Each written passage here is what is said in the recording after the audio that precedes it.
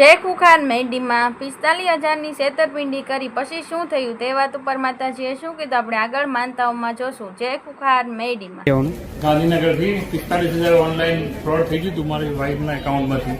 માતાજીની બાધા રાખી હતી તો પછી અઠવાડિયામાં પાછા આવી ગયા અને પછી 5,000 મૂકવાની. કઈ રીતે કપાઈ ગયા હતા પૈસા? ઓનલાઈન ફ્રોડ થઈ ગયું. ઓનલાઈન ખરીદી કરેલી ઓનલાઈન ખરીદી કરતા હતા અને એ સમયે કપાઈ ગયા પૈસા. 45,000 બરોબર, એટલે પાછા આવવાના કોઈ ચાન્સ નતા. 13,000 રહ્યા અને 30 બીજા જતા રહ્યા. એટલે કોઈ ચાન્સ નતા. હું પોલીસમાં જ છું પણ હવે સાયબર ક્રાઇમમાં જોયું પણ કોઈ ચાન્સ જ નતા. તમે જાતે પોલીસમાં જ છો? હા, મને નતા લાગતા કે આવે એવા. બરોબર, નિયમ પ્રમાણે નતા આવતા એમ. પૈસા બી ઉપાડી દીધા જે ફ્રોડ કર્યા ઝારખંડ વાળાએ. કોઈ માતાજી પાસે આવે. બરોબર, એટલે તમે પોલીસ વાળા છો એટલે તમે ત્યાં સાયબર ક્રાઇમ માં ચેક કરાવ્યું? ચેક કરાય કે નહીં આવો પૈસા. તમે તમારી રીતે જોયું તો એ પૈસા આવવાની કોઈ શક્યતા જ નથી. મારો છોકરો ત્યાં નોકરી જ કરે. હું પોલીસમાં છું, રેલવે પોલીસમાં, પણ કે કોઈ નહીં આવો પૈસા. ક્રાઇમમાં નોકરી કરે પણ એને કીધું પૈસા નહીં આવે. પૈસા નહીં આવો. પછી તમે ખૂંખાર મેળવીની માનતા રાખી મારી મમ્મી કે અને પછી કેટલા સમયમાં આવી ગયા પૈસા પાછા? 20 દિવસમાં આવી ગયા પણ મારી મમ્મીનું ઓપરેશન કરાવી એટલે નથી આવી. મેં જેવું મોટું ચાલ્યું હશે બોલ પૈસા ના તો સવાલ નહીં પણ એને જપ ના પડવો જોઈએ. મારા સાસુએ છે એમાં બાધા રાખી હતી. મારા 45,000 જતા રહ્યા તો હું તો રડવા લાગી. પછી મારા સાસુ કે હું બારે આવું છું તો હું કુંભારમાં આવી મેળવીની બાધા રાખું છું કે એનો હક ના પડવા દેતો. પણ મારે 1 રૂપિયો નહીં જોયો પણ એનો હકેથી ના રહેવા દેતો. અને 20 દિવસમાં મારા એકાઉન્ટમાં રાત્રે મેસેજ આવ્યો કે તમારા બધા પૈસા જેટલા છે બધા વાપરાઈ ગયા. હતી કે એને હક ના પડવા દે એટલે 20 દિવસ પહેલા તો એને હક ના પડવા દે પણ 20 દિવસ પછી એને ખબર પડી ગઈ કે આ પૈસા લીધા છે એટલે મોટું ચાલ્યું એટલે પાછા રાખી દીધા.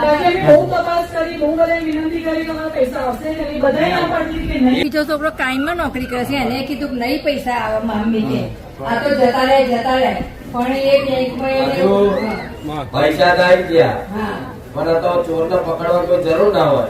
હું એ મેળવી છું રાતો રાત પૂછું ત્યારે ચોર ને જ લાવું. ફોન તમે કીધું તું તો ફોન કેમ તમે લીધો કે અહીં કેમ ના લઈ માણસ ને છે એટલે મારે કહેવાનો મતલબ એમાં તો પૈસા ના તો કઈ પણ તું હોય તું ખરાબ મેળવીમાં જપ તને નહીં પડવા.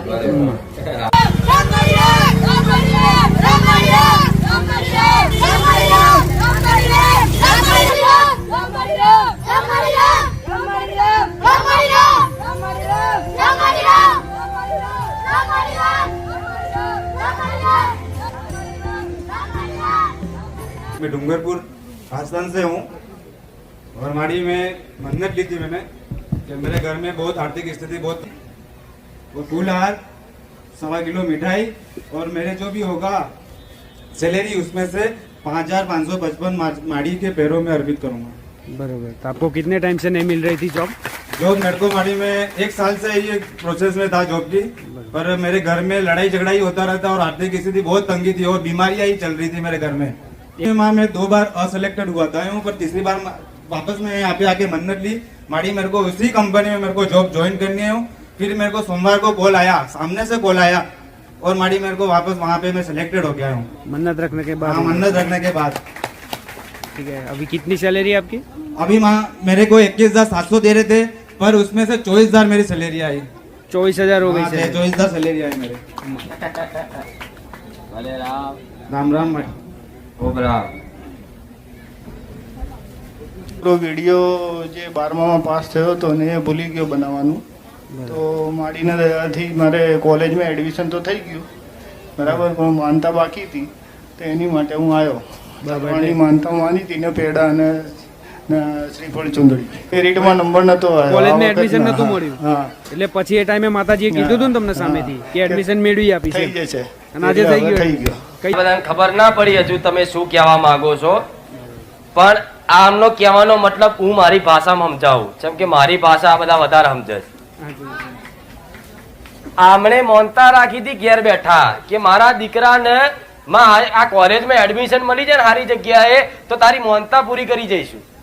મોનતા પૂરી કરવા એટલે દીકરાને એવું થયું કે મોનતા પૂરી કરી દઈએ આપણે વિડીયો નહીં આવું બધા જોશે તો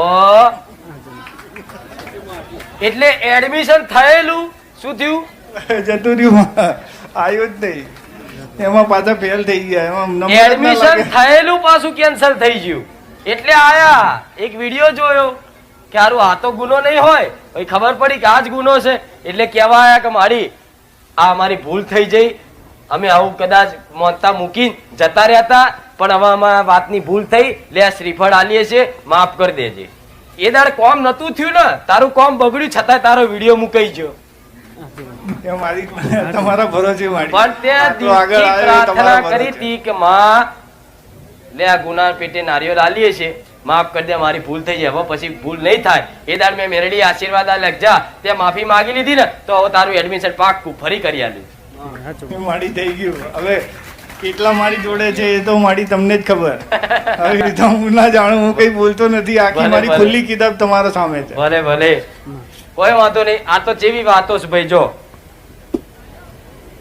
એવું તમને પ્રમાણ સિદ્ધ કરી આલ્યું કે આ મેં ખુખાર મેલડી એ જ કામ કર્યું છે. જો તમને શંકા થાય ને કે મારા નસીબથી થયું છે કે કોઈ બીજા ભગવાને કર્યું છે, લૂંટી લઉં મેલડી.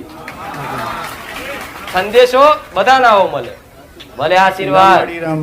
રામ. હનુમાનજીના શનિવાર કરાવજે જા. હો. શનિવારના ઉપવાસ એમને કરાવ્યું. રામ. દેવ છે. ક્રોધ મારું દેવ છે. મારા ત્યાં જાહેર નહીં કરું, નકર ઘેર જે તોફાન મચાવશે. 108 હનુમાન ચાલીસા કરી ગયા, તોય મેં તને એની એ જ કીધું, હનુમાન ના શરણમાં રહો. બરોબર? તો કોઈ દેવ મારા ઠાકોરજી પાછળ વિરાજી. ભલે કાનુડો અમારો સામે એ જ અમારો. હું કાનોડા વાળી છું ને. તમારી માટે તો આટલા આયા અમે લોકો. અમને મોકલ્યા અને અમે આટલા આયા આગળ. મારા દીકરો કે ખાલી રામની ભક્તિ એવું નહીં, એના બધા ભગવાનની ભક્તિ. એ તો અમારી આટલી તાકાત હતી કે આટલું ઉપર જતા રહીએ. ભલે આશીર્વાદ. હા.